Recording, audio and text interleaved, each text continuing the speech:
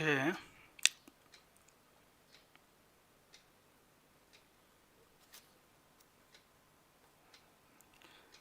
Langner di langner re hai ro ko.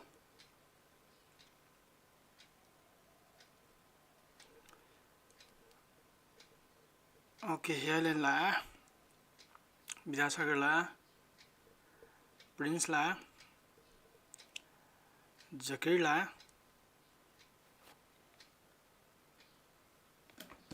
Okay. Rosni la. Avinash la kre. Ben Naris la kre.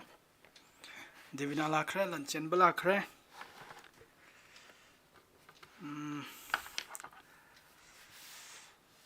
Atay di. Satan la.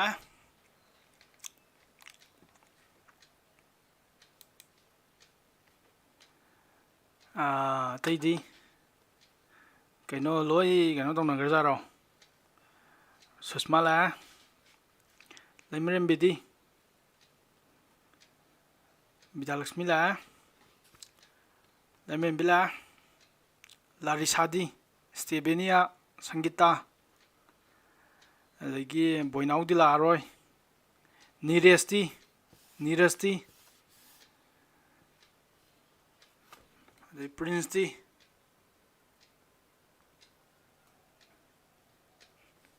Là đi lại rồi con.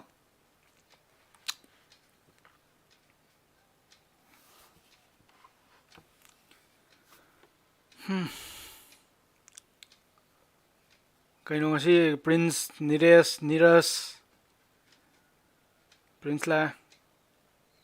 Ô mà thật giàu rồi Prince. Okay. Lagi cái nó đi. Neeraj.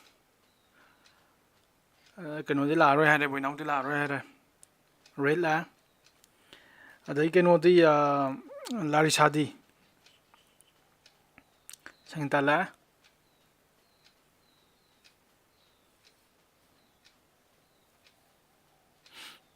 Larissa Lactri đấy Stevenia là cái nó đi là khá ba Neeraj ka manara liệp khởi ra rồi.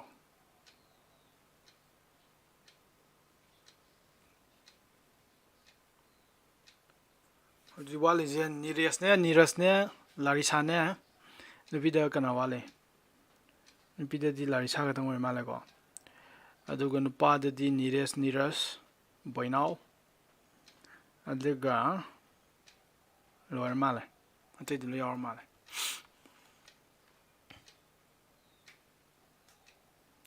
Okay. Adudi happy remind tawsing ngarang kai tawi edo. Ngasi mi yam lang na dego kai no hangde. Happy remind tawsing. Ngarang du kai haba. Sin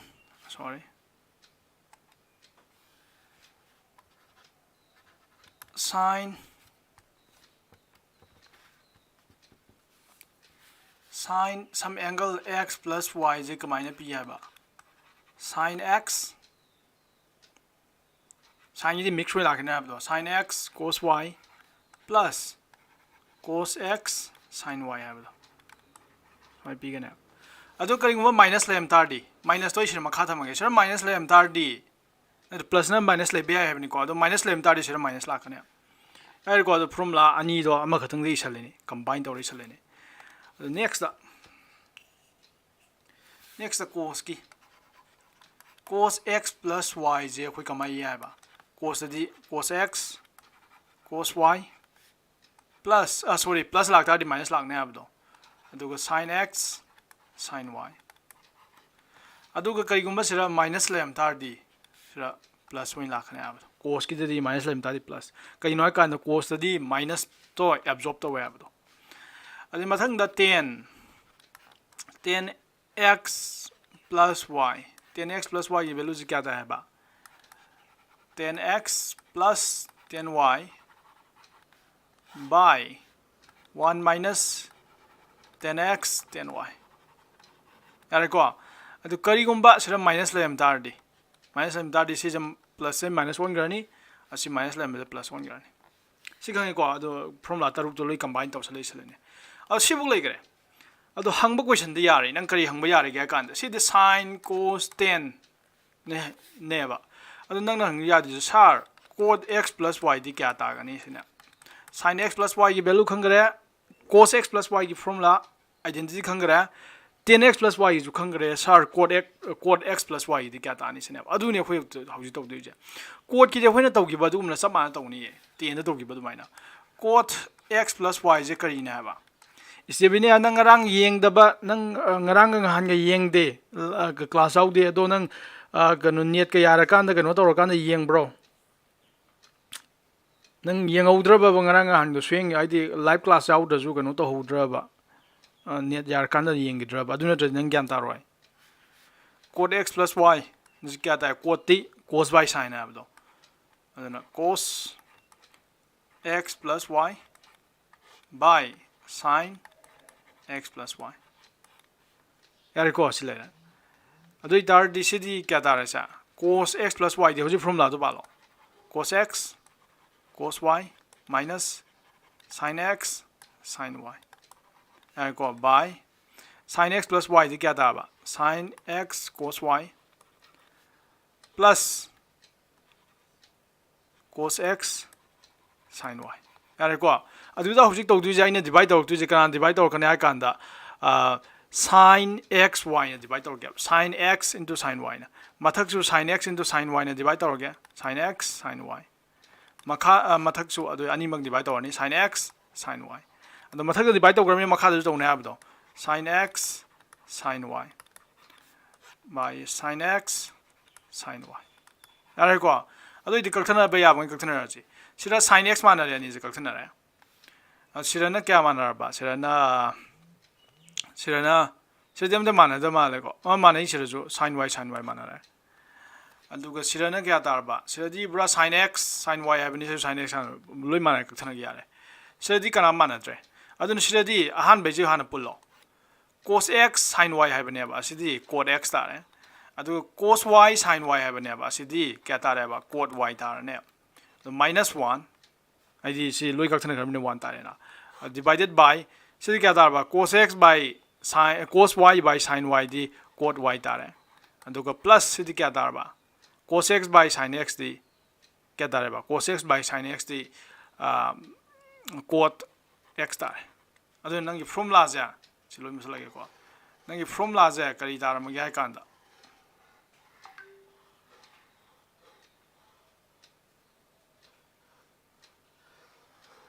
Stevinia je moi nerwam da yaad jai ko du gini mana la trije aduna nangi formula do silai ra formula do kya tar ba silai ra sizin ko ai sira ithor ke ko nangi formula je singang jini come on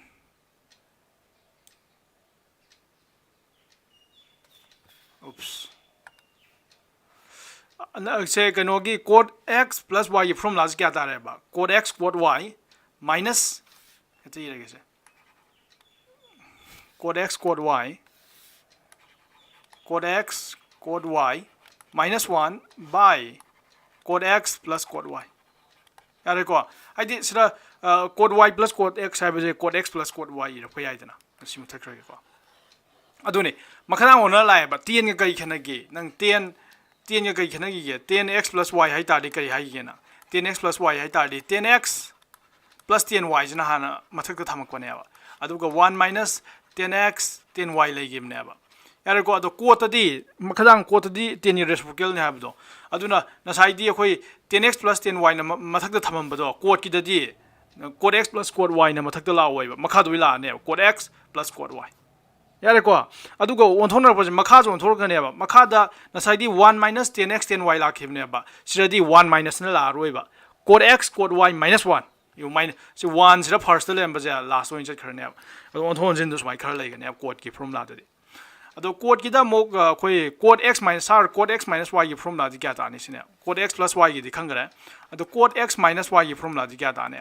ꯑꯗꯨ cos x minus y ꯒꯤ ꯐꯣꯔꯃꯨꯂꯥꯗꯤ ꯑꯩꯅ ꯍꯥꯏꯗꯣꯏꯁꯦ ꯅꯪ ꯑꯩꯈꯣꯏꯒꯤ ꯉꯍꯥꯟꯒꯤ ꯁꯤꯟꯅꯕꯒꯤ ꯑꯗꯨꯃꯥꯏꯅ ꯑꯗꯨꯝ ꯁꯤꯟꯅꯔꯣ x ꯁꯤꯗ ꯄ꯭ꯂꯁꯀꯤ ꯐꯣꯔꯃꯨꯂꯥꯁꯦ ꯈꯪꯕꯅꯤꯅ ꯁꯨꯃꯥꯏꯅ minus y ꯅ ꯁꯥꯕꯤꯈ꯭ꯔꯣ ꯑꯗꯨꯒ ꯅꯪ ꯇꯥꯔꯛꯇꯣꯏꯁꯦ ꯁꯤꯗꯤ x plus y ꯒꯤ ꯐꯣꯔꯃꯨꯂꯥ ꯄꯥꯜꯂꯛ ꯌꯥꯔꯦ ꯃꯊꯛꯇ ꯑꯩꯈꯣꯏ cos x plus y ꯒꯤ ꯐꯣꯔꯃꯨꯂꯥ ꯑꯗꯣ y ꯗꯣ minus y ꯑꯣꯟꯈꯤ ꯇꯥꯔꯦ ꯅꯠꯇ꯭ꯔꯥ ꯑꯗꯨꯗꯤ ꯁꯤꯗꯤ cos x ꯂꯩꯔꯦ ꯑꯗꯨꯒ ꯁꯤꯗ cos y ꯒꯤ ꯃꯍꯨꯠꯇ minus y ꯑꯗꯨꯒ minus 1 by ꯁꯤꯗꯗꯤ cos x ꯂꯩꯔꯦ ꯑꯗꯨꯒ plus cos ꯍꯥꯏꯔꯒ minus y ꯑꯗꯣ cos ꯁꯦ ꯅꯪꯅ ꯍꯧꯖꯤꯛ ꯊꯤꯗꯣꯏꯁꯦ cos ꯁꯦ negative minus ꯁꯦ absorb ꯇꯧꯕ꯭ꯔꯥ ꯇꯧꯗꯕ꯭ꯔꯥ ꯁꯤꯅꯦ ꯌꯥꯔꯦꯀꯣ ꯑꯗꯣ ꯅꯪ ꯊꯤ ꯇꯥꯔꯦ cos ꯁꯦ minus x ꯊꯝꯃꯣ ꯁꯤꯗꯤ ꯀꯌꯥꯒ ꯃꯥꯟꯅꯒꯦ ꯍꯥꯏ ꯀꯥꯟꯗ cos minus x by sin minus x ꯌꯥꯔꯦꯀꯣ ꯑꯗꯨꯗꯤ ꯀꯌꯥ ꯇꯥꯔꯕꯁꯦ ꯃꯊꯛꯀꯤ cos ꯁꯤꯗꯤ absorb ꯇꯧꯋꯦ ꯍꯥꯏꯕꯗꯣ ꯑꯗꯨꯅ cos minus x ꯁꯦ cos x ꯈꯪ ꯇꯥꯔꯛꯑꯅꯤ ꯑꯗꯨꯒ sin ꯒꯤꯗꯤ minus absorb ꯇꯧꯗꯦ ꯍꯥꯏꯕꯗꯣ ꯊꯣꯛꯂꯛꯑꯅꯤ ꯑꯗꯨꯒ sin x ꯇꯥꯔꯅꯤ ꯌꯥꯔꯦꯀꯣ ꯑꯗꯨ ꯑꯣꯏꯇꯥꯔ cos x by sin x ꯗꯤ ꯀꯌꯥ ꯇꯥꯔꯕ cos x ꯇꯥꯔꯦ ꯑꯗꯨ ꯃꯃꯥꯡꯗ minus ꯂꯩꯕꯅꯤꯅ minus ꯊꯝꯕꯤꯔꯅꯤ ꯑꯗꯨꯅ minus ꯁꯦ absorb ꯇꯧꯗꯦꯕ cos ꯍꯥꯏꯕ ꯑꯉꯥꯡꯁꯦ minus absorb ꯇꯧꯗꯦ minus ꯃꯄꯥꯟ ꯄꯤꯊꯣꯔꯛꯑꯦꯕ ꯑꯗꯨꯅ ꯍꯧꯖꯤꯛ ꯊꯝꯗꯣꯏꯁꯦ ꯀꯩꯗꯧꯔꯕ cos x ꯂꯩꯔꯁꯦ ꯑꯗꯨꯒ cos minus y ꯍꯥꯏꯕꯁꯦ minus cos minus ꯃꯄꯥꯟ ꯊꯣꯛꯂꯛꯇꯣꯏꯅꯦ ꯑꯗꯨ minus ꯇꯣ ꯑꯩ ꯁꯤꯗ ꯊꯝꯃꯦ ꯑꯗꯨ ꯁꯤꯗ minus 1 ꯃꯁꯥꯒꯤ ꯌꯥꯔꯦꯀꯣ ꯑꯗꯨꯒ cos x ꯂꯩꯔꯦꯀꯣ ꯑꯗꯨꯒ ꯁꯤꯗ ꯀꯌꯥ ꯇꯥꯔꯕ ꯁꯤꯒꯤ ꯁꯤꯗ cos minus y ꯍꯥꯏꯕꯁꯦ ꯑꯩ cos y ꯈꯛꯇꯪ ꯊꯝꯃꯒꯦꯕ ꯑꯗꯨ ꯑꯣꯏꯇꯥꯔꯗꯤ minus ꯃꯄꯥꯟ ꯊꯣꯛꯂꯛꯀꯅꯤ ꯍꯥꯏꯕꯗꯣ ꯁꯤꯗ minus ꯂꯥꯛꯑꯅꯤ ꯑꯗꯩ next system ꯅꯪ ꯀꯩꯗꯧ ꯌꯥꯕ minus ꯁꯦ ꯀꯃꯟ ꯂꯧ ꯌꯥꯔꯦ minus ꯀꯃꯟ ꯂꯧ ꯌꯥꯔꯦꯀꯣ minus ꯀꯃꯟ ꯂꯧ ꯇꯥꯔꯗꯤ ꯁꯤ ꯀꯌꯥ ꯇꯥꯔꯕꯁꯦ minus ꯀꯃꯟ ꯂꯧ ꯇꯥꯔꯗꯤ ꯁꯤꯗꯁꯨ minus ꯌꯥꯎꯔꯦ ꯁꯤꯗꯁꯨ minus ꯌꯥꯎꯔꯦ ꯌꯥꯔꯦꯀꯣ ꯑꯗꯨ ꯀꯃꯟ ꯂꯧꯊꯣꯛꯈꯤ ꯇꯥꯔꯗꯤ 1 plus cos x 1 plus ꯍꯥꯏꯗꯁꯦ cos x kaya taraba cos x cos y minus kam lawgrami plus 1 laani ado by sidadi minus kam lawthok kan kya tarakani minus kam lawthok tardi sida minus sam tholani minus cos x plus cos y laani nang thajadraga uji minus na purina yom ko minus minus plus cos x aduna ni sida plus cos x taise si minus ga si plus ga minus plus minus cos y aduna sida minus laise ado minus kam lawthok matamda sida plus lem je minus 1 gini minus lem je plus 1 gini minus ni je kakthana re adu na uji tare last tare fall ji kya darba si cos x cos y plus 1 have je 1 plus cos x cos y thamani ado by sigi makhagi is the cos y minus cos x na tham yare aduna last nang phangiba answer ja yare hoje kamai yare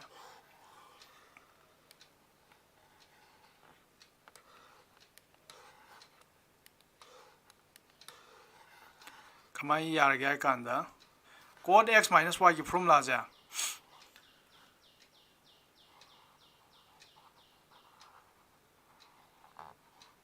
musad bel tap pinta hathi ga nahi cos x minus y की formula है क्या तारा गया कांदा 1 plus cos x cos y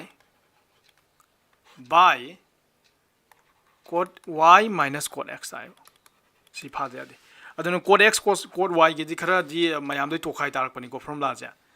सी फादे आदे अदुन cos x minus y ला कांदा सिरा minus ला मजे plus 1 की दोबा असाई plus दा minus ला गिब दो अदु सिरा plus ला मजे minus ला का दोबा yung sira plus la embaja minus line change the raise mathakta minus la embaja plus la kane ba sira minus la matam da adu makha da plus la gimne abse adu sira minus la kane ba adu ga amaju on thona kane sira na cos x plus cos y have ne sira na cos y minus cos x na la kane si ni formula pha da ya de hai si formula je nang sum kano exam da di hangak tu la amne do sira pa la ga do nang sum pha dra di angkam do ho ja ro si la ko cos x cos y la ga ado hoji formula khara important oi ba ko ye sira di formula lo ram ni ko ta sing bu formula di ano formula ta ra roi ba ado important oi ba khara cororali hai tare se smaina cos x plus y ki formula kya ta gi hang ta re mina cos twice x ki formula kya ta gi hai ta de cos twice x ki value ji kya ta gi hai ta de nang smaina cos twice x ki mohta x plus x na iba yai na tra adi cos twice x की formula थीरक तुने बा खोय उजे अदु दा खोइना पालक तुइ जे के दरबा twice x x plus x ना इबे याबा दुगा सिदी cos x plus y की formula पालक यारे formula पालो cos x cos y हाइबनी y दो माइ दी x तागरे यारे को अदुगा सिदा plus लाई तादि सिदा minus लाकने हाबदो sin की cos की दी aduga sin x sin y haba sin x sin y mai de sin y do kana y do ma de x way gram ne do formula do palaga adu sidi kya tarba cos square x minus sin square x yarba aduna cos y x ki formula ja cos square x minus sin square x type yare cos sim thamjalo aduga mathang amu holakchi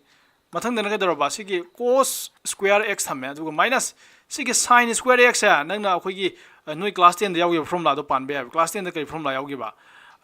sin square x plus cos square x kya ta hai ba 1 ta hai bane ba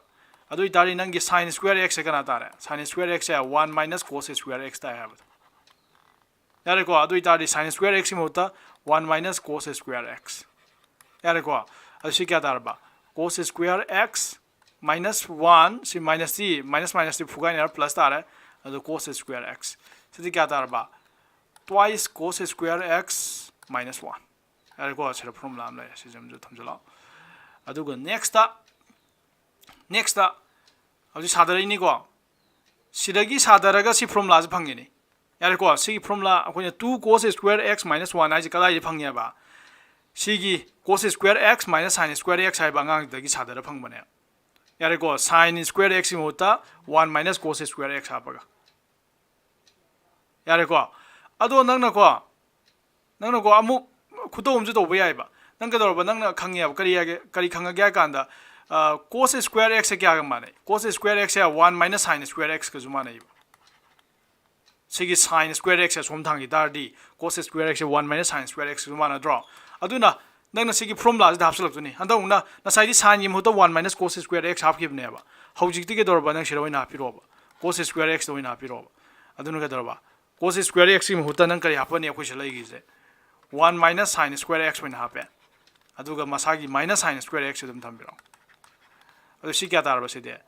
1 minus sin square x minus sin square x di minus 2 tare minus 2 sin square x tare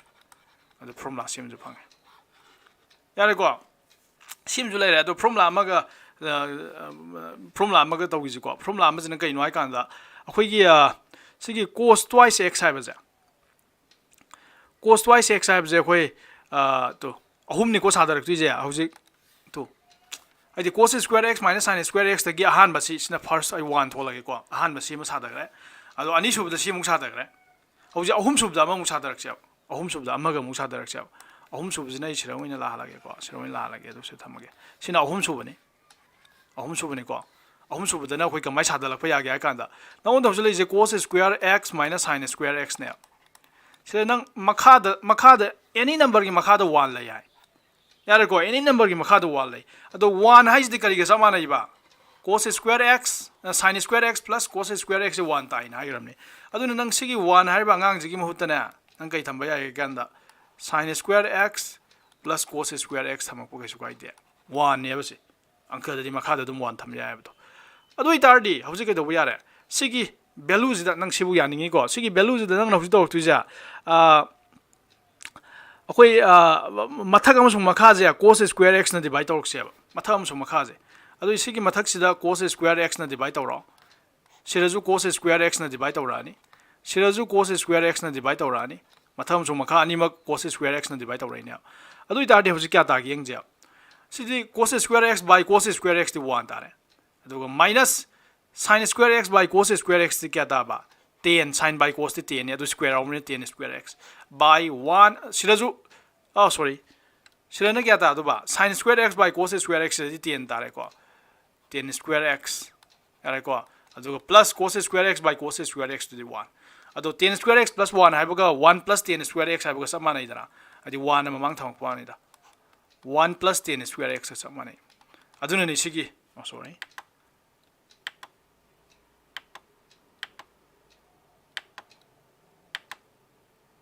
triangle winner kana tawara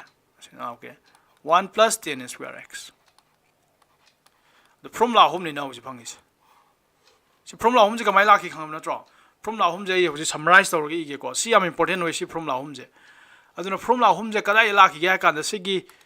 cos 2x hai ba ngang je gi la ki formula ne aduna cos 2x hai ba ngang ja nang hek thengna ra ba cos 2x hai ba ngang je hek thengna ra ba ma je nang na khang dui ja formula hum ga mana ba yai ba formula hum thong na nang na hum thong na sin na ba yai ba ahan ba mari thong na bu sin ya re ahan da maze kari ga ta han ge ba cos square x minus sin square x na hairak pa yai ba masi yare ko ahan ba to sengang di ta ga mathang da kai da gi akhoi gi first da mathang da 2 aina box na sajal je cos square x minus 1 haina ta ra yai mathang da kai da ba mathang da ani 1 minus 2 sin square x haina ju ta yai ba adu mathang da kana haina ju ta ba yai ba mathang da na 1 minus 10 square x by 1 plus 10 square x haina ju ta ba yai yare ko aduna cos square x hai bangang je nang asi de khang du je ke dor ba ma je ma gi cos square x ki cos twice x ki ba cos twice x ki angle formula ja ani lai mari lai ha okay as na dre kain ta tre je ko taro dong ti okay tare cos twice x hai bangang je ki formula mari lai ahan ba formula je cos square x minus sin square xy yare ko aduga mathang da na cos twice x ya muksu kari ga juma nai hai ba twice cos square x minus 1 haina ta la phaju mathang da na ke dor ba mathang da na cos twice x hai bangang je 1 minus 2 sin square x hai ba ju ta halak pa yai asiga juma nai adi mathang da na ma je kana ga ma nai ba 1 minus 10 square x by 1 plus 10 square x juma nai formula mari lai ma gi ado sibuk ta gyan ta ba ta ban ta haina ta ji ta re haro ta ji ta dre haro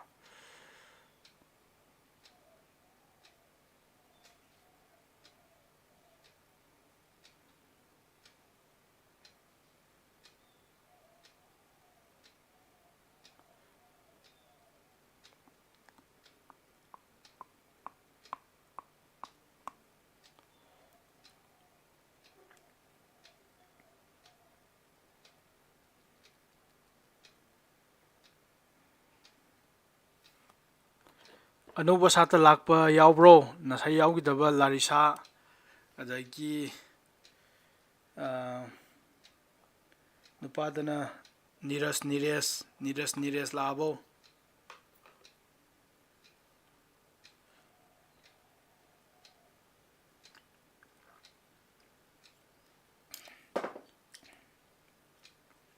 anjen badi da bro tai hai ga go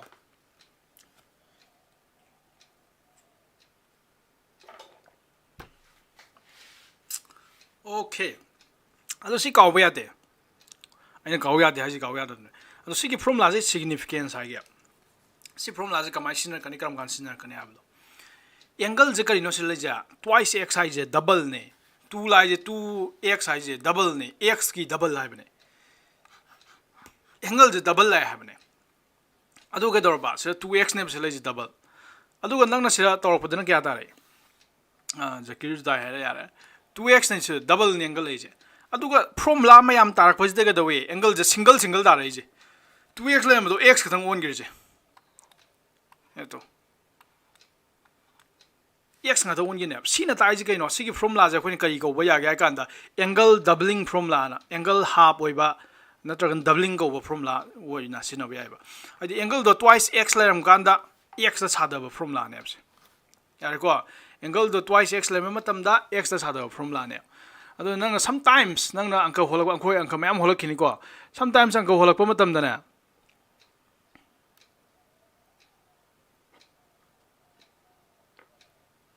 sometimes angka holak pa matam da na kai dong na kan da nang twice x pa mak ta ba matang yaw ka ne twice x ta sala cos twice x kana as ado ai twice x ni pam de ai something x khatang yaw ba 2 je yaw hon da bi 2 je yaw hon da bi da nang cos x kana smai khatang pam me ba adu gan da nang karamba formula pala kana kan ani suba sigi formula je pala kana yaw kai no kan sera cos square x na yaw is yare ko angle do nang twice x se pa moi ba ya matam twice x nang pa moi ba ado twice x pa kano tor kan da pa mak tra kan da x khatang pa kan da si formula sina ne sigan da re ko adu lai re adu ga si formula je ahum mari ni lai je nang kai ngo formula do cos twice x formula ja sin amasung cos ta pam dar ba adu tar nang ahan formula sina ne sin amasung cos ta pam tar ꯑꯗꯣ ꯅꯪꯅ ꯁꯤꯒꯤ cos twice x ꯒꯤ ꯚꯦꯂꯨꯁꯦ cos ꯇ ꯈꯛꯇꯪ ꯄꯥꯝ ꯇꯥꯔꯕ ꯑꯗꯨ ꯑꯣꯏꯇꯥꯔꯗꯤ ꯑꯅꯤꯁꯨꯕ ꯐꯣꯔꯃꯨꯂꯥ ꯁꯤꯖꯤꯟꯅꯅꯦꯕ ꯑꯗꯣ ꯅꯪ cos twice x ꯒꯤ ꯚꯦꯂꯨꯁꯦ sin ꯈꯛꯇꯪꯗ ꯄꯥꯝ ꯇꯥꯔꯕ ꯑꯗꯨ ꯑꯣꯏꯇꯥꯔꯗꯤ ꯅꯪ ꯁꯤ ꯑꯍꯨꯝꯁꯨꯕ ꯐꯣꯔꯃꯨꯂꯥ ꯁꯤꯖꯤꯟꯅꯅꯦꯕ ꯑꯗꯣ ꯅꯪ cos twice x ꯒꯤ ꯚꯦꯂꯨꯁꯦ tan ꯈꯛꯇꯪ ꯇꯥꯍꯟꯅꯤꯡ ꯇꯥꯔꯕ ꯑꯗꯨ ꯑꯣꯏꯇꯥꯔꯗꯤ ꯃꯔꯤꯁꯨꯕ ꯐꯣꯔꯃꯨꯂꯥ ꯁꯤꯖꯤꯟꯅꯅꯦꯕ ꯑꯗꯨꯅ cos actually we are writing cos twice x in terms of sin and cos ꯑꯍꯥꯟꯕꯗ ꯑꯅꯤꯁꯨꯕꯗ in terms of cos only ꯑꯍꯨꯝꯁꯨꯕꯗ in terms of sin only ꯑꯍꯨꯝꯁꯨꯕꯗ in terms of tan ꯍꯥꯏꯕꯅꯦ ꯌꯥꯔꯦꯀꯣ ꯁꯤ ꯐꯣꯔꯃꯨꯂꯥ significance ꯁꯤ ꯀꯥꯎꯕ ꯌꯥꯗꯦꯀꯣ ꯁꯤ ꯀꯥꯎꯕ ꯌꯥꯗꯦ ꯅꯪ ꯌꯥꯝ ꯀꯟꯐ꯭ꯌꯨꯖꯟ ꯆꯠꯇꯣꯏꯁꯦ ꯁꯤ ꯐꯣꯔꯃꯨꯂꯥ ꯑꯅꯤꯁꯤꯗꯅꯤ ꯇꯣ ꯁꯤ ꯑꯅꯤꯁꯤꯗ 2 cos square x minus 1 1 minus 2 sin square x ꯍꯥꯏꯁꯦ ꯁꯤꯗꯅꯤꯀꯣ ꯌꯥꯝ ꯆꯠꯈꯠꯂꯤꯁꯦ ꯑꯗꯨꯅ cos twice x y ꯇꯥꯔꯕ cos square ꯂꯍꯟ ꯇꯥꯔꯕ minus 1 ꯁꯤ ꯀꯣꯟꯅ ꯂꯥꯛꯏ ꯀꯥꯏꯅ ꯌꯥꯔꯦꯀꯣ ꯁꯤꯗꯤ ꯅꯪꯒꯤ ꯇꯦꯛꯅꯤꯛ ꯄꯨꯊꯣꯛ ꯐꯥ ꯇꯥꯔꯦ ꯀꯟꯐ꯭ꯌꯨꯖ ꯆꯠꯄ ꯌꯥꯗꯦ ꯑꯅꯤꯁꯤꯗ ꯂꯥꯟꯅ ꯏꯁꯜꯂꯛꯄ ꯌꯥꯗꯦ ꯅꯪ ꯌꯥꯔꯦꯀꯣ ꯑꯗꯨꯒ ꯑꯍꯨꯝꯁꯨꯕꯁꯤꯗꯤ 1 minus tan square x by 1 plus tan square x ꯁꯤꯗꯤ ꯑꯗꯨꯝ ꯐꯥꯕ ꯌꯥꯏꯀꯣ ꯏꯔꯥꯏ ꯂꯥꯏꯅ ꯑꯗꯨꯒ ꯑꯅꯤꯁꯤꯗꯅꯤ ꯅꯪ ꯀꯟꯐ꯭ꯌꯨꯖ ꯆꯠꯇꯣꯏꯁꯦ ꯋꯥꯟꯅꯕꯨ ꯀꯔꯝꯕꯗꯅ ꯋꯥꯟꯅ ꯍꯜꯂꯛꯇꯣꯏꯁꯦ ꯀꯥꯏꯅ ꯌꯥꯔꯦꯀꯣ ꯀꯣꯁꯀꯤ ꯏꯟ terms of cost ꯏꯔꯀꯥꯟꯗ ꯋꯥꯟꯅ ꯀꯣꯜꯂꯛꯀꯗꯕꯅꯤ in terms of ꯁꯥꯏꯟꯅ ꯏꯔꯛꯄ ꯃꯇꯝꯗ ꯀꯩꯅꯣ 1 minus 1ꯅ ꯍꯜꯂꯛꯀꯗꯕꯅꯤ ꯀꯥꯏꯅ ꯌꯥꯔꯦꯀꯣ ꯁꯤ ꯂꯩꯔꯦ ꯁꯤꯕꯨ ꯂꯩꯔꯦ ꯉꯁꯤꯒꯤ ꯑꯗꯨꯒ ꯍꯧꯖꯤꯛ cos twice x ꯒꯤ ꯐꯣꯔꯃꯨꯂꯥ ꯂꯩꯈꯔꯦ ꯑꯗꯨ cos twice x ꯒ ꯆꯞ ꯃꯥꯟꯅꯅꯅꯦ ꯅꯪ sin twice x ꯒꯤꯁꯨ ꯐꯣꯔꯃꯨꯂꯥ ꯂꯩꯕ ꯌꯥꯔꯦꯀꯣ sin twice x ꯒꯤ ꯑꯃꯨꯛ ꯄꯨꯊꯣꯛꯑꯁꯦ ꯑꯩꯈꯣꯏꯅ ꯉꯁꯥꯏ ꯇꯧꯈ꯭ꯔꯤꯗꯣ ꯀꯩꯅꯣ ꯑꯩꯈꯣꯏꯅ ꯉꯁꯥꯏ ꯇꯧꯔꯤꯁꯦ cos twice x ꯒꯤꯅꯤꯀꯣ ꯄꯨꯊꯣꯛꯈ꯭ꯔꯤꯁꯦ ꯇꯨꯁꯤꯔ cos twice x ꯒꯤꯅꯤ ꯄꯨꯊꯣꯛꯏꯁꯦ ꯍꯧꯖꯤꯛ sin twice x ꯒꯤ ꯄꯨꯊꯣꯛꯁꯤ ꯌꯦꯡꯉꯣ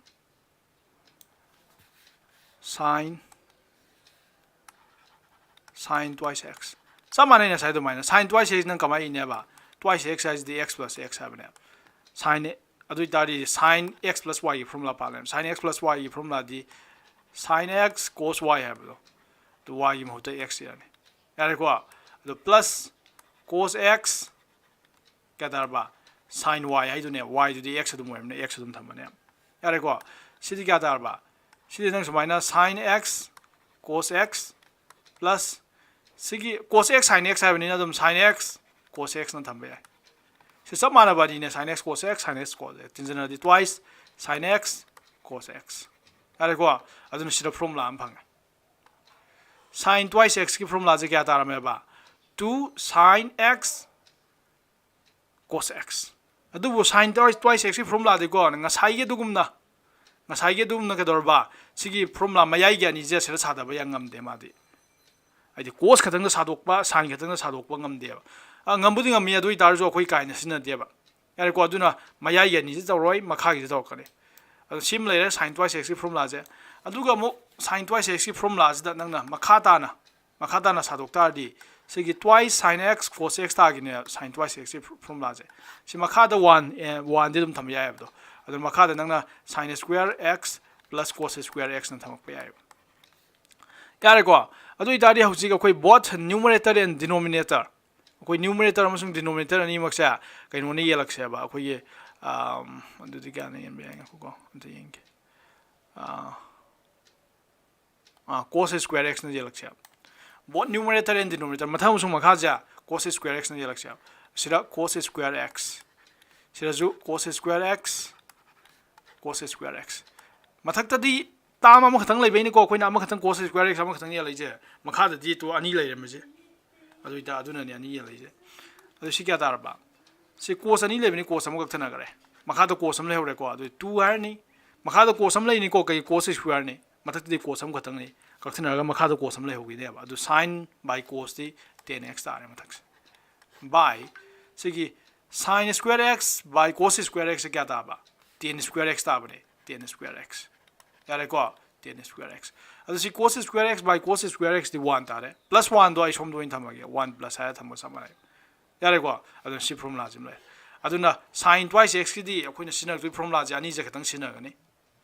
sin twice x se kari ga manai ba ahan bada twice sin x cos x ahum subda twice tan x by 1 plus tan square x aduna khoi ngasi toije formula singai jini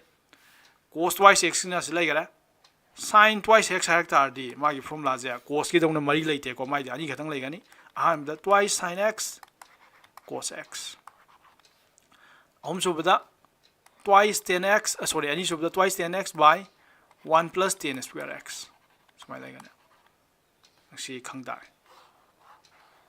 yare ko aduna si je kari neba angle do karam kan sinar kane si ayambana nang angle do twice x pamaktre ba as twice x to di jing ngawe adu itari x woina sadage 2 ya holoi ge ai kanda si formula ngai je pala kane anima som gi sin layer magana som formula je palani adu cos twice x lem tana som gi formula je nang sana ba ma maji de sana ba khala pala na pam do doroga okay yare ko si ma yare adu di hoji formula last gi formula ni khata ngai adu go loisan yare hojina amuk tok ti si formula 20 suba formula je yore ko 20 suba formula je khoi derive tok do ne 20 suba formula je mai derive tok ne ka anda akhoi moi like si dum yeng aji ko adu na tradi ai de kano dore yam kuina sangani na han formula da nang khange chalai je ung ko si uram gani han ta je kitang pick pra kitang pi gana sa hol lor okay so han step sing je ko cos x plus y gi value ja hoi tam gore cos x cos y minus sin x sin y equation number 1 thole the cos x minus y gi formula di cos x cos y aduga minus la di plus la kane abdo plus sin x sin y seems like equation 2 la equation 1 ge 2 ga ai subtract tau ge aduna adding amsam subtracting tau duni aham dai adding tau ge equation 1 ge 2 ga add tau tar di left side se ana yengo left side te lai je kari kari no cos x plus y cos x minus y aduna ni se lai je cos x plus y plus cos x minus y ai di left side hana tin generate adding han to ni ko aduga minus tok thor plus tok tuni ko plus tok tuni na se lai je cos x cos y si ni tin generate ta samana bani tin generate ta twice cos x cos y lai je aduga si di sin x sin y minus ni aduga plus sin x sin y adu si di kakthana ga 0 sakrani aduna ahan ba adding do matam da nang ke target kari target kan da left na cos x plus y plus cos x minus y equals to twice cos x cos y yare ko nang na subtract tok tar di hoji gi duna adding do boini ko subtracting tok tar di cos x plus y minus cos x minus y la ne to so lai cos x plus y minus cos x minus y left subtracting do right ni adu siramuk subtracting tok tar di cos x y siru makha da ju cos x cos y ni sab mana bani ni subtract tok kan da mana bani de khai dong na 0 sakrani na asi 0 sakre ba adu itar di si di ge do ba si gi di hoji le hoji je right le hoji je minus sin x sin y le bane ba adu nang kana khai dor tu ne ba minus makha gi je khai dor tu ne ba sin x sin y khai dor tu ne adu itar di si di minus 2 sin x sin y tare are ko ahan bai di 0 sakram ni mana bani khai dong na bai hadang wi di khai dong na matam da minus minus are minus 2 sin x sin y tare adu na ni sira ani suba n da are ga mana n da are ga ani suba je cos x plus y minus cos x minus y equals to minus 2 sin x sin y tare sikan tare ko singan tare si sim tham gro ya si sim tham gro adu next da mana to rei ja akhoi gi na side na akhoi na holai do kari gi ne ba cos x plus y cos x minus y do ne holai do hadam una muk sin rei sin ga dor ba sira muk sin rei sin to sira muk sin rei sin sin x plus y sin x minus y gi ne sin rei ya ko sin x plus y de hoi formula khang gare sin x cos y plus cos x sin y ya ko adu sab mana na sin x minus y gi di sin x cos y minus cos x sin y ya ko adu si ni je na sai gi adding subtracting do do mana aham da add to je tin jana tar di left side se kya tar hai sin x plus y plus sin x minus y adu na ni sin x plus y plus sin x minus y right di ong ko right di tin jana matam da sin x cos y plus sin x cos y ani samana ko aduna twice sin x cos y lai je adu ko som gi di cos x sin y amna plus ne amna minus ni tin jana 0 sakrani aduna twice sin x cos y khatang lai hore adu ko mathang step tana subtracting dog to ne subtracting dog ta di sin x plus y minus sin x minus y lak to ne aduna ni sin x plus y minus sin x minus y lai je adu khaidong na rak pani na sai sin is di mana ine ba tu sin x cos y mana bani di khaidong kan 0 sakrani abdo adu ko hojik lemau du ja ani je khaidong na du ni asom da cos x kya tar ba sin y lai bani adu ko minus khaidoro kana khaidoro ba song ya ngang minus cos x cos y hai sin y hai bangang je khaidoro hai bana adu ita si minus minus plus sakrani यारेको सी plus minus minus plus से खरनी अदो cos x cos sin y plus cos x sin y अदो twice लाने अब अदो ने twice cos x sin y सिगन ताब्रो सिब गन ताई को हौजु फंगी जे थोकी को हौजु फंगी जे ना ब्लैक ता फंग रिजन कई नो आइ कांदा ब्लैक ता फंग रिजन कई नो आइ कांदा cos x plus y plus cos x minus y equals to twice cos x cos y. यारेको अदुगा cos x plus y minus cos हौजिदा फंगिबदुनी x minus y equals to minus 2 sin x sin y. तो सिरा फंगिजिन को इसे black न से तो इसे सिरा फंगिन आंगजिले अदुगा rate ता फंगरिजना कइनो इंगजिको रेट ता हौजिदा फंगरिदुना से सिरा फंगिजना sin x plus y ga plus sin x minus y ga tinjana bai fold ji kya ta ba 2 sin x cos y adu ani subdana sin x plus y minus sin x minus y ji kya ta ba 2 cos x sin y era cosine ji phang amana black how's the way juni amana red si phang ko aduga howji letting khara da ji akoina let nangi letting do duni ko sa atopo color am tawge let ke dorba nangi x plus y की value जे x plus y जी select को सी की value जे theta ना लौजे यारे को अदुगा x minus y हाइबा अंगांग जिना phi ना लौजे यारे को x plus y ना सिजना थीटा लौगरे सिजना फाइ ना लौगरे अदो हुजि तिनजना जिना सेनि जे यारे को सिनि तिनजना जी को सिनि तिनजना सिगी आइजे सिनि जे तिनजना दुनि एडिंग तिनजना तारि क्या तारे सिजिगा तिनजना y बने बा दुइ तारि left di x plus x di twice x tare aduga plus y ga minus y ga di 0 tare aduga som di ga darba theta plus phi tare tare ko adai dinang na x photo ga tare x di theta plus phi by 2 ado noi ke no mai ge no asar si di am sangi ga nang boring churong gani ko boring chu ganu si di tak the ya da bai tak pari ado formula do khatang ni nang khang dui di tak to bai ya da bai tak pani ko यारे को adding तो Raisina subtracting नंग subtracting दो तारदी खाइदोंना तारदी सोम दो खाइदोंना जियो x plus y equals to theta ने मना minus खाइदोख्रो कना खाइदोख्रो बा x minus y equals to phi ने अदु दि x minus x खाइदोंना तारदी सबारा बानि जे खाइदोंना तारदी 0 सकरा अदुगा y minus कना खाइदोख्रो बा minus y खाइदोख्रो है बने अदुना y minus minus plus है twice y दागरनी equals to theta minus phi खाइदोंना बजनी को y की वैल्यू जे क्या तारबा theta minus phi by 2 तारे अदुना सब्ट्रैक्टिंग दौरगा नंगी y की वैल्यू जे क्या तारबा theta minus phi by 2 तारे सिले x की वैल्यू फंगे y की वैल्यू फंगे अदु इतारे सिरापसलो अदुगा लोए अखोय फॉर्मूला तारानी सिरापसलक तारदी cos क्या तारबा से cos क्या तारबा cos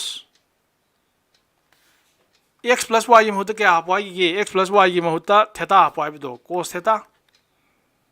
यारे को plus x minus y की महत्व तो कई है सीजन y की बलेट phi सीजन y की बिदो phi और थीटा का phi जे एंगल तोंगान बानी ने को सीजे करी का माने बा twice cos x सीधे करी का माने कर बा x सीधे उसे होत के बिदो theta plus phi by 2 theta plus phi by 2 अदुगा cos y है y दी क्या था है बा theta minus phi by 2 सिले को अदुगा सब माने ना मखा की जंग दोरसी cos x plus y दी theta ने अब दो theta minus cos phi दी असिदी minus 2 sin x इमो तो कई थमानी समाने theta plus phi by 2 अदुगा sin y इमो तो ना थीटा minus phi by 2 यारे को हफ्सलक पानी दा अखोइना साइ थीटा के कनो गदो अदुगा मथंग दना रेड की पार्ट से मु Yangtze sin sin kari haini x plus y gi mota kari hap y gi ba theta plus sin phi ji kya ta hai ba twice sin x cos y hai ba adu sin hai x ti kya ta hai ba theta plus phi by 2 adu cos na kya ta ba theta minus phi by 2 chila adu ga sin x plus y last ki jini ko sin x plus y is the sin phi sin theta minus sin phi ki value equals to kya ta twice cos theta plus phi by 2 sin theta minus phi by 2 sine asi formula ji ki significance jing je kadai sinar kane do hoji to ji si formula hum jini ko yam important we si formula hum je kadai sin yam jung awon ba noi mam sim phabu de ju yam lugan ba formula ni ko brain pha bangang gi dai lai na pu ni ko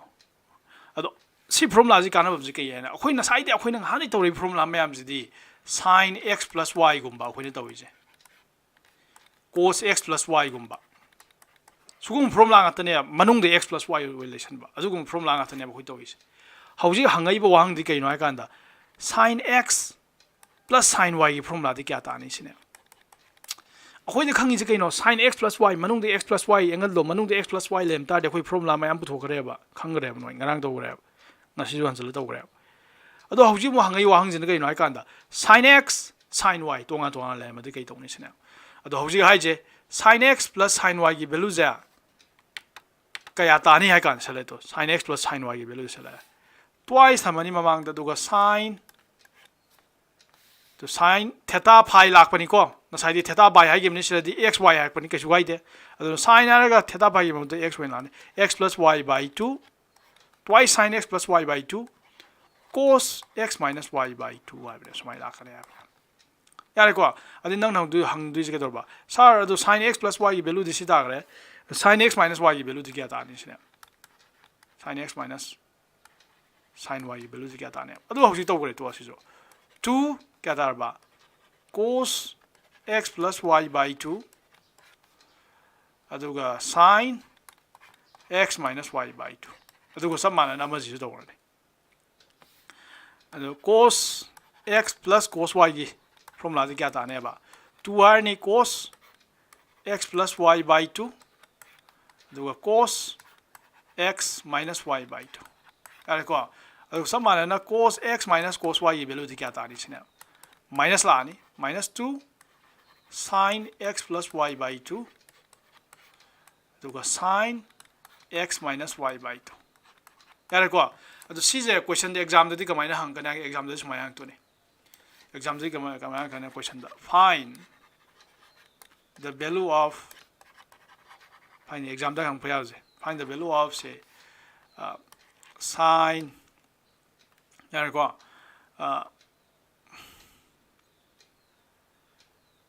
sin 20 plus sin 40 nang si value puto sila sin 30 sigi value puto habni ko find the value of sin 20 plus sin 30 ado exam da hang tu je ati now je ngaw ho ra ne as ai sin 20 gi value punsi de tamak 3 nang ta mai de 0 30 45 60 90 ga tang ne nang na kok pa ya ne as ai sin 20 value tamak ti sin 40 gi value tamak ti si ka mai ho tu nang na kok pa ne adum kan da kari formula sina kana si formula sina kana si formula si hoji sin sina x haro si na y haro x na 20 wala y na 40 dare adu itari sin x plus y gi formula pa lo ahan formula si ere ko sin x plus y adu itari si kya tar ne ba si gi value je twice asi formula sina ga sin x plus y id 20 plus 40 by 2 adu ga cos x minus y ere ko 20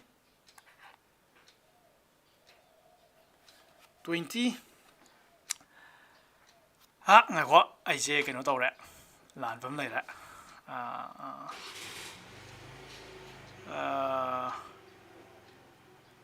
sar side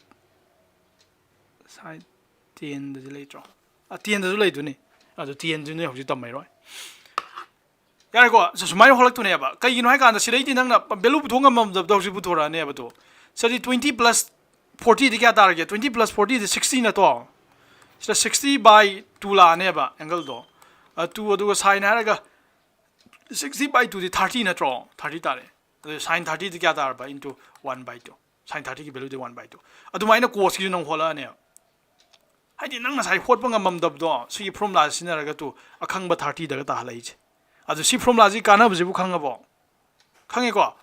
adu kana bu aina haining ji bon ta gyan ta bre yong ne si question ji na haining ji haidi nang 20 40 bu thong ngam dab do si formula sinaraga 30 akhang ba sa dar ngam me anda khang de don da haina rong ne gyan ta ba ta da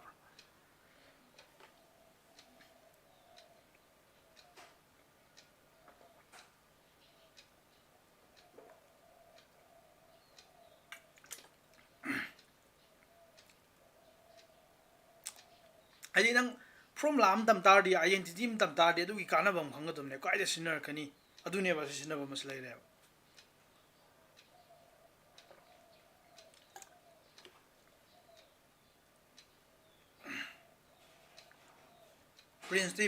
prince khang bro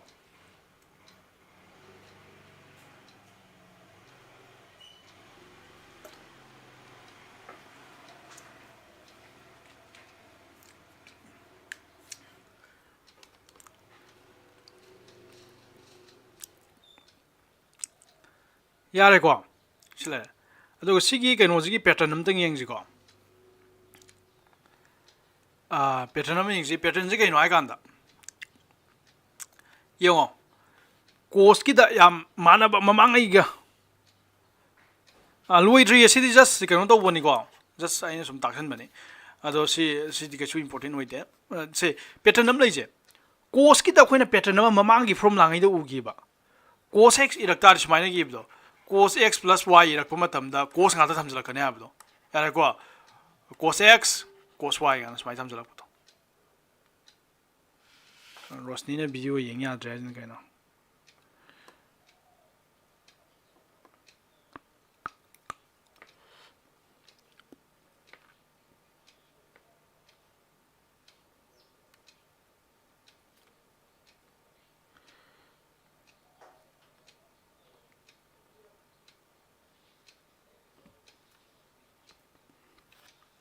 yare ko hadi cos ki da kone pattern mu kari pattern cos x plus y kan cos ki di cos ngata tham ya do cos x cos y plus la mina minus la ani ado sin x sin y akoina ngarang do gi ba pattern do ni cos ti asiguma character khara nang phangem ne cos ki di pulap thoksen ya do yare ko ado sin gi da de adu to gi dam ne sin da ke do gi sin x plus y hai kan da nang gi gib do sin x sin y mix hoina laksan bane sin y minus mix hoi laksan bane aduga plus sorry sin x cos y hai ba mix hoina laksan bane adu pattern do sira ju rakane ba nang na sira yong to cos x plus y formula jong cos x cos y formula ji nang urai ja to twice di loi thamani ko sugumba formula mayam je cos x plus cos y na tongan na x na han boina y na akon boina tongan na sumai lei bangai ja kedor kaya kan da tu loi tholakani ko formula da mamang loi tu thoi je to yare ko tu thole adu se tu thola kedor ba sira plus lei bai ni ko plus lei re adu kedor ba tu thole adu ga mai di yong to cos x plus y by 2 cos x minus cos nga da tholai je to cos hai ba ngang gi di ko punna thoksle ya adu na twice haraga cos x plus y by 2 cos x minus y by 2 tarais sikang ni ko aduga sab balana cos x minus y sorry cos x minus cos y gi di adu sira minus leibani na sira minus ama thoksa de ba aduga 2 y raga sin x plus y by 2 sin x minus y by 2 in thoksa de to sin plus ta salis sigan da bro aduga sab balana nangna sira sin x plus y gi di sin gi de na abdo mix tor thokane abdo sin hai ba ngang ji 2 di masagi 2 dum si from la 2 dum yaw ne abdo 2 leijara sin x plus y by 2 cos x plus y by 2 cos x minus y by 2 yare ko aduga sin x minus y aina sai plus lem do sira minus la ka na ke dawni sine ai 2 y raga sira minus la pagi da makta ke dor ba sin ge cos ga on thong na rak pai tare na sin x plus y by 2 cos sin ma mang thang pa ne ba asira di cos no ni ma mang tham me cos x plus y by 2 sin x plus y by 2 si pattern je nang khang di nang pha ba lai ba aduna cos x plus cos y hai tar di se ang je cos x plus cos y hai tardi nang cos nga ta thamakadumne ado yare ko aduga cos x minus y hai tardi nang sin nga ta thamakadumne aduga mamang da minus apakadumne yare ko aduga sin x plus sin y hai tardi kai dawne kanda sin na mamang da thamaga cos na matung di lakadumne mix tor kadumne aduga minus lem tarba sin x minus sin y lem tarba adu itari cos na mamang thamakadumni mix ti thamduni sin na adu cos na lakane cos na thamo adu mathang da sin thamo sibu khangadron tairo phabang madron tairo the command binor phabang madro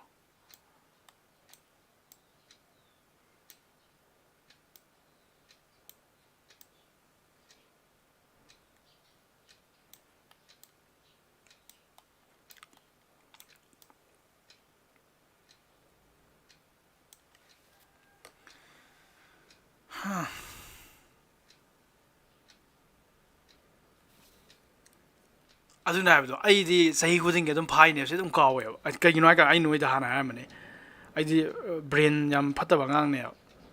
yare ko aidi brain yam kawgale ba aidi sai birthday bu ko ba kaw ba ngang ne ba aidi date kumba formula gumba ji adum kaw le ne punsi da aduna aidi noi hobju phab ji amsu phau du ji phana bona u da aduna pula phamina ji amutang gi ji yare ko amutang gi ji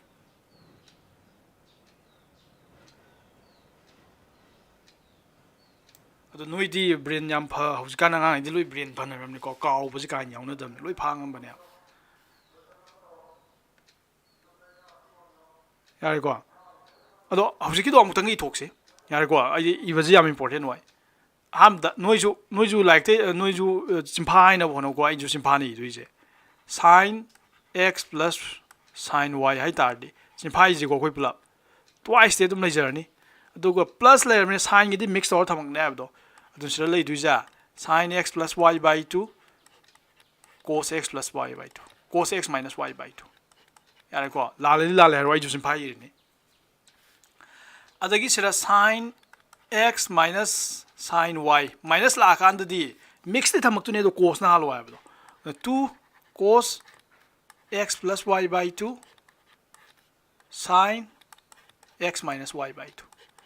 cos na halona nang sira cos na halona cos x minus y by 2 thamba ya de ko tu cos x plus y by 2 tham godom ne adi x plus y by 2 de dum han mamang tham godom ne yare ko sizim lai ra aduga hojik cos ki mung tor je cos x plus cos y value di kya ta ai ba cos ki mix point tham ka ne ab do 2 tham biro yare ko aduga cos nga da tham ba ni cos x plus y by 2 aduga cos x minus y by 2 yare ko aduga cos x minus cos y di kya ta ne cos x cos y gi di minus la la ne minus hok piro abdo 2 thamani aduga minus ki di sin nga to in tham biro abdo sin x plus y by 2 aduga sin x minus y by 2 sine formula se kaisu di lu jam ko nang khara practice to di dum ngam ne cos double opposite sin सिजनरगा लोइना निंजंग बा ngam yare ko adu yare ado akhoi na sai putting khar to gi kari putting substitution nangi x se kana ne haye ba sorry akhoi na sai do sai putting khar tham gi ne ko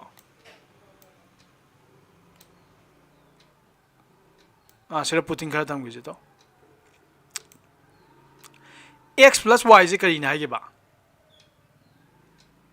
x plus y je hoi theta ne logi do na sai x plus y je theta logi ko x minus y je ne kai ne logi ba phi ne logi ba asining jeng ko x plus y ne theta ni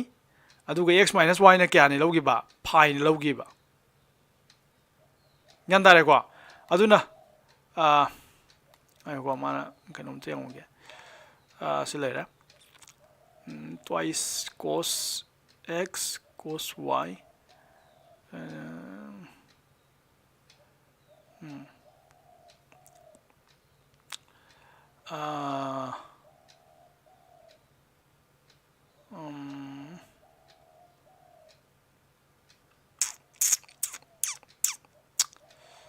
okay aduti se adi si 이제 딱답나 파두자라 강데네 야 딱답나 파니 솔루션스 하이디 헤나 ngaung남네바 aduna habet akhoi keno tawji ko loi khomjalakse akhoi ngasi tobo mayamje aduga adu phara noi chatuni adu phara di chatpe yaroi loi khomjalakse ko hause loi thoke aiju sim phadi du ne loi thokse aduga noi phara sa kadum ne ko aham da khoi kai tawgi ngase code tagi hoge ne ana ko aham formula da code kedorba x plus y formula code x plus y formula kya ga mane hai ba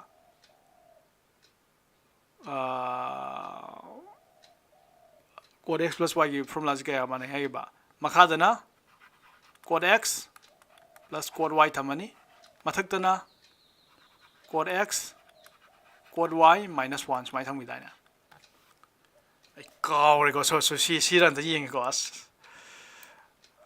formula ma'am जे त आई जसिंगना आई दि नोइ जाइ जने आई दि फाब ngam दे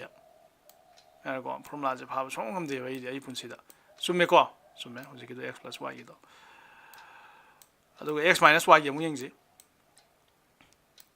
लोइ थोरक से होचे code x minus y यदि क्या तारकने बा code x plus y code x minus y value the formula क्या तारकने बा code y तो ओंथोंग रंगने अब दोन साइ code सिरा y last ले गिव जा सोम नोइ लाने code y minus code x थामनी यारे को अदुगा मथक्ता दि प्लस लाकने आबदो अरे को code x code y plus 1 सिले को सी फ्रॉम code की तौगरे अदु मथंग द खोइ तौगिबदो sin twice x की तौगिबने अनि सुबा फॉर्मूला देना सॉरी cos twice x की cos twice x हाइ बंगांग जे कई मा अहुम निको मखलो हम थोंग माना गिमनि माजे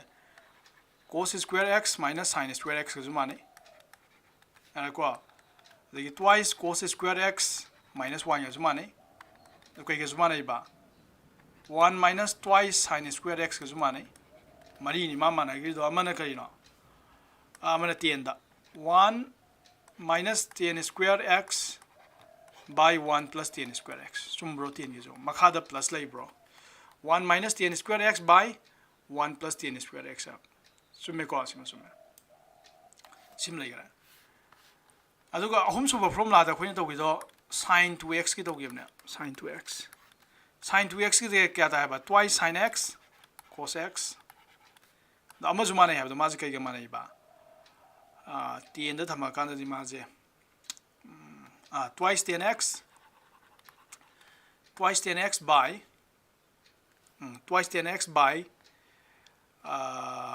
1 plus 10 square x है को the mari suba formula last formula da khoina hoji tawgibdo kari satsai ji ko dum de khoi tawramina sin x plus sin y ji kya ta hai ba twice sin x plus y by 2 cos x minus y by 2 yare ko aduga sin x minus y di kya ta hai ba sin x minus sin y ki formula di kya ta ga kanda twice cos na la khane abdo cos x plus y by 2 अदुगा sin x minus y by 2 अदगी क्या ताय बा सिरना cos x minus cos x plus cos y की value से क्या ताय बा twice cos x plus y by 2 sin cos की दिए तुम सब माना ना पुनः पुनः थमकना है cos x minus y by 2 यारे को कितन सिंखत के चंद्र अदुगा सिरा cos x minus cos y यदि क्या तारे अब माइनस लाख कोई माइनस सोलंग क्या अब तो cos यदि -2 यानी तो sin या तो थमाने अब sin x plus y by 2 sin x minus y by 2 सी चुम्ब्रा रो हाँ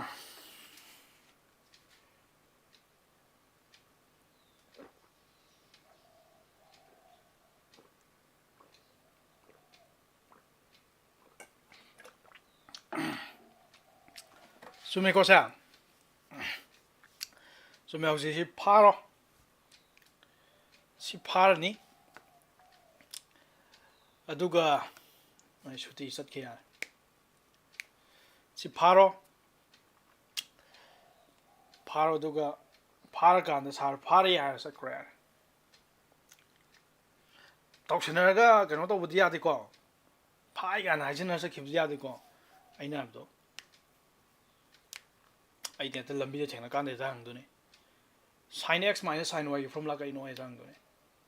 ꯈꯪꯉꯝꯗ꯭ꯔꯗꯤ ꯑꯗꯨꯝ ꯅꯥ ꯂꯩꯊꯠꯂꯛꯑꯦ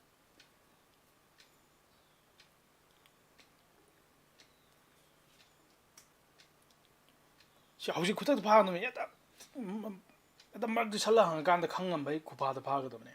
ꯀꯩꯒꯤꯅꯣ ꯍꯥꯏꯀꯥꯟꯗ ꯍꯌꯦꯡꯗꯩꯗꯤ ꯑꯩꯈꯣꯏ ꯑꯦꯛꯁꯔꯁꯥꯏꯁ ꯄꯥꯏꯔꯗꯣꯏꯅꯤ ꯑꯗꯨꯅ ꯁꯤ ꯐꯣꯔꯃꯨꯂꯥ ꯃꯌꯥꯝꯁꯦ ꯃꯥꯅ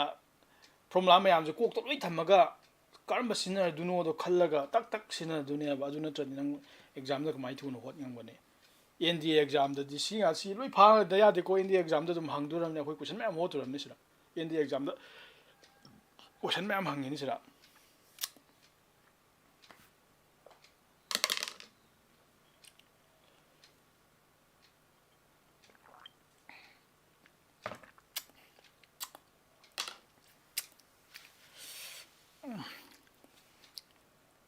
ꯉꯁꯤꯁꯦ ꯃꯤ ꯌꯥꯝ ꯌꯥꯎꯅꯖꯦꯀꯣ ꯂꯥꯔꯤꯁꯥ ꯂꯥꯛꯇ꯭ꯔꯦ ꯅꯤꯔꯦꯁꯁꯨ ꯂꯥꯛꯇ꯭ꯔꯦ ꯉꯁꯤꯁꯦ ꯕꯣꯏꯅꯥꯎ ꯂꯥꯛꯇ꯭ꯔꯦ ꯁ꯭ꯇꯦꯕꯤꯅꯤꯌꯥ ꯂꯥꯛꯇ꯭ꯔꯦ ꯑꯗꯒꯤ ꯌꯥꯝ ꯂꯥꯛꯇ꯭ꯔꯦ ꯉꯁꯤ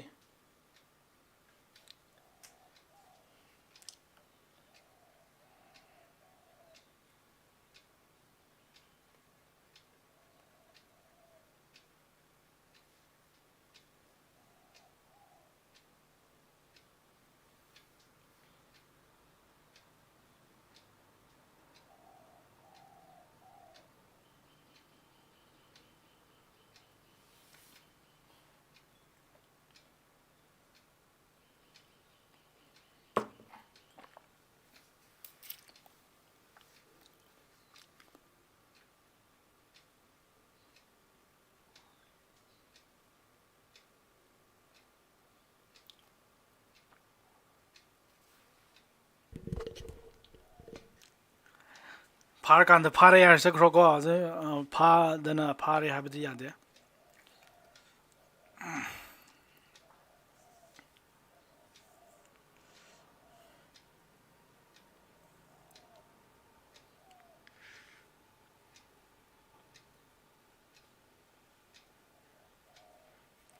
ꯑꯗꯩ ꯑꯦꯅꯤ ꯇꯥꯏꯝ ꯍꯪꯀꯥꯟꯗ ꯕ꯭ꯔꯦꯟꯗ ꯍꯥꯞꯆꯤꯜꯂ ꯊꯝꯈ꯭ꯔꯣꯕ ꯁꯨꯀꯥꯎ ꯀꯥꯎꯔꯣꯏꯗꯕ ꯃꯑꯣꯡꯗ ꯍꯥꯞꯆꯤꯜꯂ ꯊꯝꯈ꯭ꯔꯣꯕ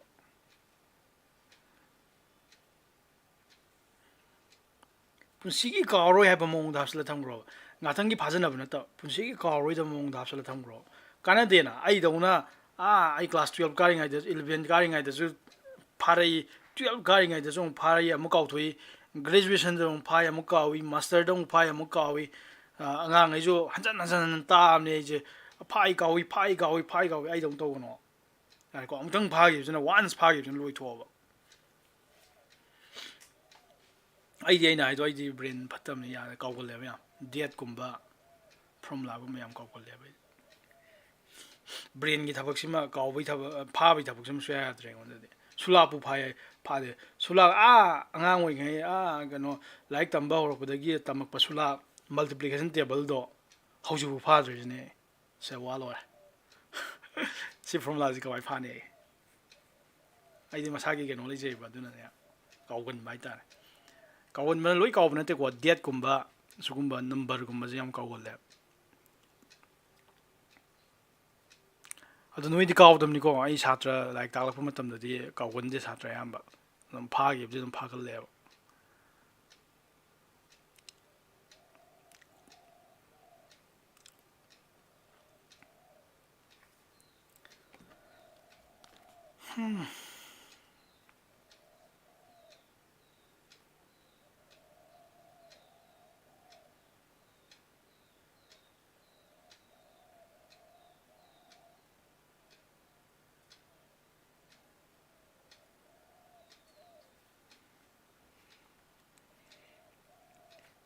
ꯌꯥꯝ ꯀꯟꯅ ꯐꯥꯅꯔꯤ ꯃꯥꯜꯂꯦꯀꯣ ꯐꯥꯅꯧ ꯐꯥꯅꯧ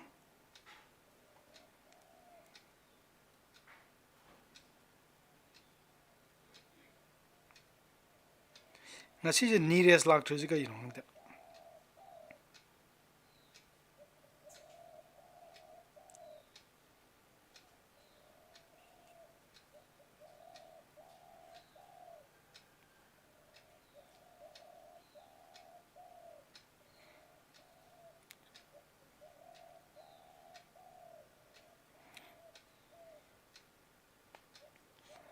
ꯑꯗꯨ ꯅꯣꯏ ꯀꯩꯅꯣ ꯐꯥꯗꯅ ꯆꯠꯅꯕ ꯌꯥꯎꯔꯕꯣ ꯄ꯭ꯔꯤꯟꯁ ꯐꯥꯔꯦ ꯍꯥꯏꯔꯦ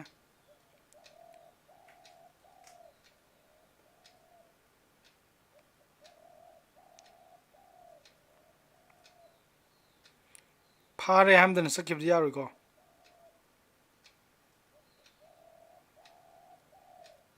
ꯑꯗꯨ ꯅꯣꯏꯗ ꯉꯁꯤ ꯍꯣꯝꯋꯥꯔꯛ ꯑꯃ ꯄꯤꯒꯦ ꯂꯟꯆꯦꯟꯕꯁꯨ ꯐꯥꯔꯦ ꯍꯥꯏꯔꯦ ꯍꯣꯝꯋꯥꯔꯛꯁꯤ ꯀꯩꯅꯣ ngasi homework pigeko homework se akhoi tawgiba trigonometric ratio mayam do loi iro simpha da idu ne du trigonometric identity mayam do yare ko homework se write all the trigonometric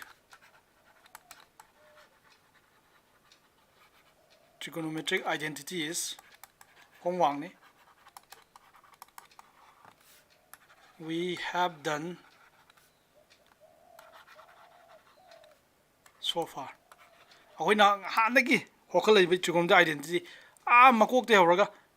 kaidagi horaga sin x plus kano do sin x plus y dagi horaga sin x sin y dagi horaga sin x plus sin y dagi horaga ngasi buki formula mayam ja loiraga horen homework se loiraga lanbe ate phajana iraga jano tawro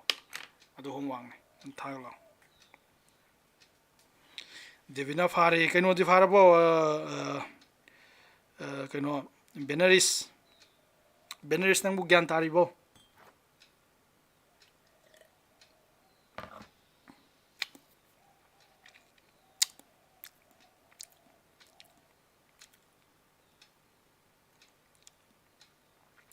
yare party sana yare homework to khongjalo du sana re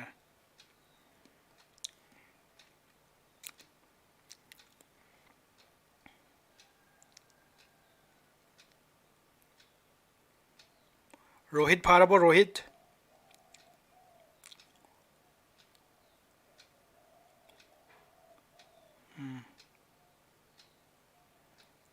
rohit parabo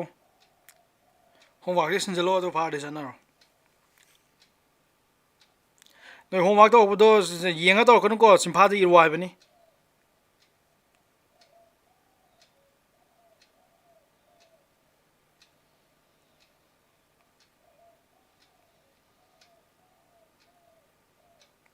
rohit tikai jagar ge rohit parabo sat kharbo rohit sibo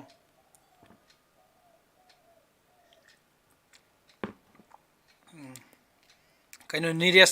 Nearest nang na hausi tholei jina ina sai ko ko budi ta de do hausi tholei jina mai toino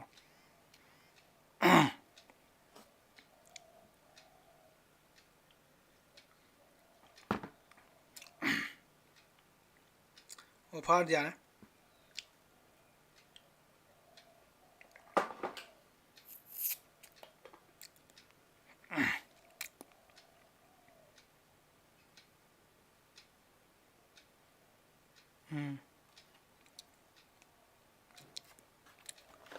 yare par